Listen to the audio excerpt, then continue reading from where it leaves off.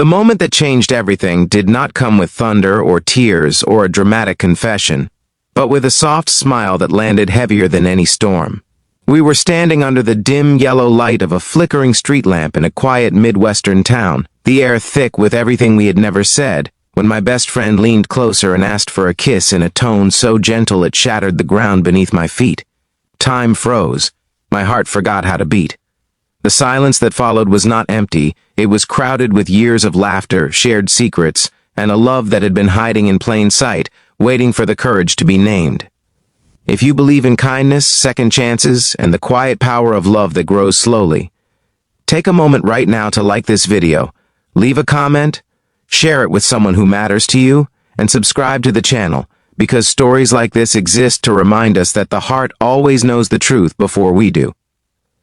Her name was Rebecca, and she had been my best friend since the last year of high school in a small town outside Columbus, Ohio. We bonded over late-night coffee runs, broken dreams, and the kind of laughter that made strangers turn their heads. I was Matthew, the dependable one, the listener, the person everyone came to when life became too heavy. Rebecca said I made her feel safe. I told myself that was enough. We went to college in the same state, rented apartments 10 minutes apart, and built a routine that felt unbreakable. Everyone assumed we were together, and every time someone asked, we laughed it off, pretending we did not notice the brief pause, the way our eyes lingered a second too long. The truth was simpler and more terrifying. I loved her.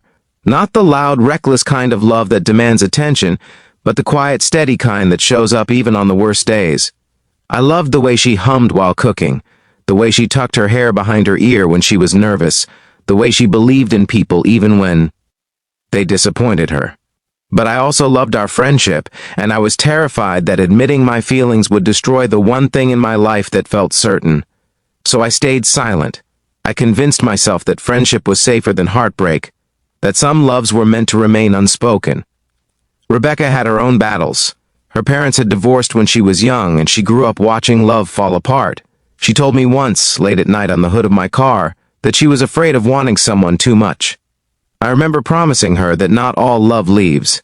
I did not realize then that I was talking about myself.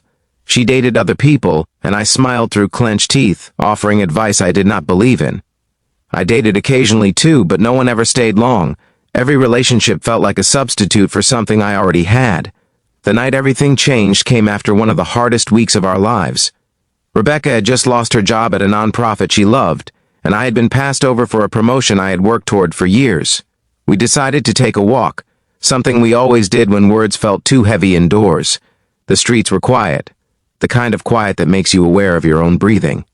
We talked about fear, about feeling stuck, about how adulthood was not turning out the way we imagined. There was honesty in her eyes that night, raw and unguarded. When she stopped walking, I did not notice at first. When I turned around, she was standing there, hands trembling slightly, looking at me like she was about to step off a cliff. She smiled, soft and hopeful, and asked me for a kiss. No laughter followed. No joke softened the moment. Just silence, thick and terrifying. My mind raced with every possible outcome. If I said yes, everything would change. If I said no, everything would still change. I realized then that there was no safe choice, only honest ones. The silence stretched, and in that space, I saw our entire history replay in my mind. Every shared meal, every late-night call, every moment she chose me when she could have chosen someone else. I saw how she leaned into me without thinking, how my presence had become her refuge.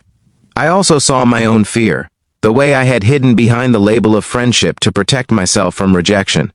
The biggest challenge was not deciding whether I loved her.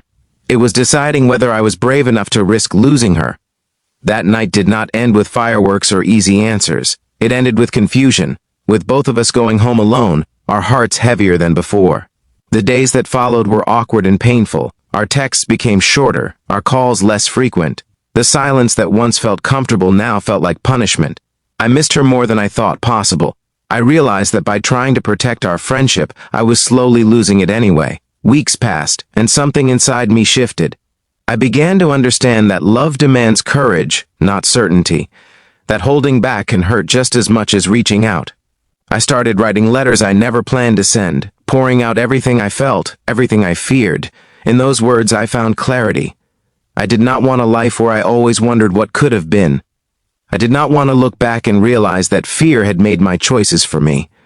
Rebecca reached out first, asking to meet at our favorite park by the river. The leaves were changing, the air crisp with the promise of something new.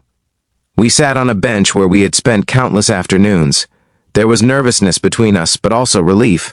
We talked honestly, without defenses. We admitted our fears, our mistakes, the ways we had both been protecting ourselves. For the first time, the silence between us felt like understanding instead of distance. What happened next was not perfect, but it was real. We took things slowly, learning how to balance love and friendship without losing either. There were moments of doubt, moments when old fears resurfaced, but there was also a deeper connection than either of us had known before.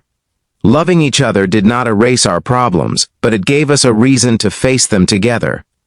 If this story is touching your heart right now, if it reminds you of someone you have been afraid to love or a truth you have been afraid to speak, please take a moment near the end of this video to like it, share it, and subscribe, because your support helps these stories reach others who need them just as much as you do.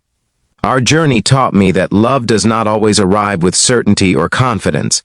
Sometimes it arrives as a question, wrapped in a smile, followed by an awkward silence that demands an answer. It taught me that the bravest thing you can do is choose honesty over comfort, even when the outcome is uncertain.